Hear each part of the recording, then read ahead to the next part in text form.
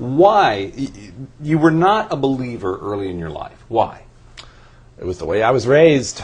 I was raised in this remarkable environment by a drama professor father and a playwright mother, surrounded by theater, music, the arts. They were doing the 60s thing, except it wasn't quite the 60s yet. And I was exposed to all kinds of fascinating ways to learn about life and the world and ideas. But faith was not really on the list of things that were talked about. It wasn't that faith was put down or considered inappropriate for other people. It just didn't sort of enter the conversation in my childhood. Did it exist in your mind as a question?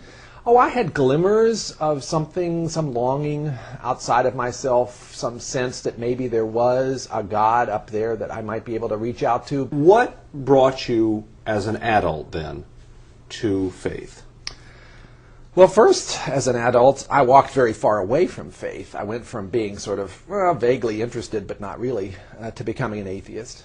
As a scientist studying physical chemistry, quantum mechanics, I became convinced that everything about the universe could be described by equations. So what changed that for you? Well, I changed my life plan from physical science to medicine. And when I went to medical school, the ideas about death and dying, which had been rather hypothetical, became very real. You can't be in that environment, sitting at the bedside of people who are facing the end of their lives, without having it affect you. Did you set out to find God or to find that there was no God? I set out to prove that my atheist position was correct. I set out to try to find out what really were the rigorous arguments that I assumed were there that would rule out any possibility of God for a thinking person. You must have found many of them.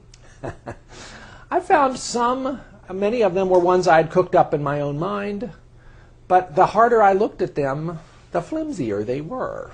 All of us human beings have a sense that there is such a thing as right and there's such a thing as wrong. What a curious thing. Where does that come from?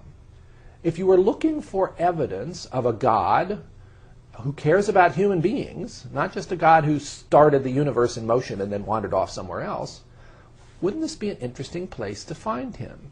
Basically as something written within our hearts, universally in humankind, making us different from other species, and calling us to be good and holy, pointing us as a signpost, if you will, towards something outside ourselves that is much more good and much more holy than we can imagine.